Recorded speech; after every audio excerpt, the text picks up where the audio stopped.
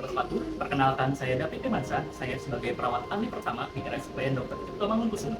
Dalam video ini, saya akan memaparkan terkait kegiatan aktualisasi saya, yaitu penggunaan tabel prioritas Infospam dan lembar jadwal Infospam untuk optimalisasi manajemen penggunaan Infospam pada pemberian kemoterapi di gedung A lantai 8 zona A RSUPN Dr. Cipto Mangunkusumo. Berdasarkan hasil pengamatan di ruang rawat inap, terdapat ketidakseimbangan antara jumlah pasien dan ketersediaan infusion pump. Dengan kapasitas hingga 36 pasien, alat yang tersedia hanya sekitar 8 unit. Penentuan prioritas penggunaan alat masih berdasarkan pertimbangan masing-masing perawat dan belum memiliki panduan yang baku. Kondisi ini menyebabkan manajemen penggunaan alat belum optimal dan berisiko menimbulkan keterlambatan terapi. Oleh karena itu, diperlukan solusi yang lebih terstruktur dan efisien. Gila, ini bersama kaya? Iya. Kalian pakai buat kemo apa kan? Namanya kamu sekarang sih di Gaza. Oh, gue mau yang mau kemo itu kan mau 48 aja boleh pakai nggak? Oh, boleh sih kita dari mas. Boleh. Ini tuh kita nggak dari kita, kita di sini.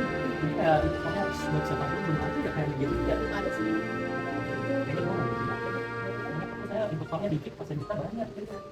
Biar tahu prioritas siapa yang pakai ya. Iya, benar Kak. Tapi makasih ya Kak. Iya, makasih. Pakai ya Kak. Selanjutnya, dilakukan penyusunan solusi berupa tabel prioritas.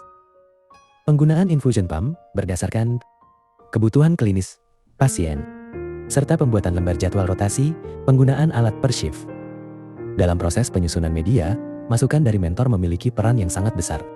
Sistem yang telah disusun kemudian disosialisasikan kepada tim keperawatan melalui kegiatan briefing, serta diterapkan dalam pelayanan sehari-hari di ruangan. Media ini menjelaskan prioritas penggunaan infusion pump pada kemoterapi berdasarkan kebutuhan klinis. Penggunaan infusion pump bertujuan untuk memastikan akurasi laju pemberian obat, terutama pada terapi dengan risiko tinggi dan durasi panjang. Penentuan prioritas didasarkan pada beberapa faktor, seperti risiko reaksi obat, kebutuhan titrasi, serta durasi terapi. Prioritas tinggi diberikan pada obat dengan risiko alergi tinggi, membutuhkan titrasi, dan berpotensi mencederai pasien. Prioritas sedang dianjurkan pada terapi dengan durasi lebih dari 12 jam atau risiko kesalahan waktu infus yang berdampak besar. Sedangkan prioritas rendah berlaku untuk terapi berdurasi singkat dengan risiko klinis yang lebih rendah, sehingga penggunaan infusion pump bersifat opsional. Klasifikasi ini merupakan pendekatan berbasis kebutuhan klinis dan tidak menggantikan protokol institusi.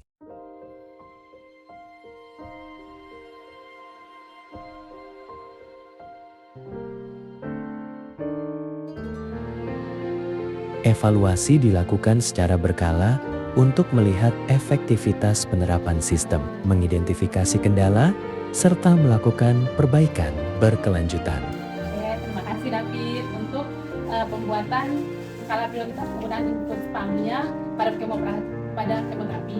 Terus terang memang kami selama ini agak kesulitan dan bahkan berkesulitan untuk penggunaan alat Infospam ini. Dengan adanya skala prioritas ini, ya setidaknya kami bisa membagi pembagian untuk penggunaan Infospam ini. Terima kasih atas pembuatan posternya, sehingga ini sangat berguna buat kami di ruang. Kegiatan aktualisasi ini mencerminkan nilai-nilai dasar ASN berakhlak secara menyeluruh, berorientasi pelayanan dengan mengutamakan keselamatan dan kebutuhan pasien dalam pemberian terapi,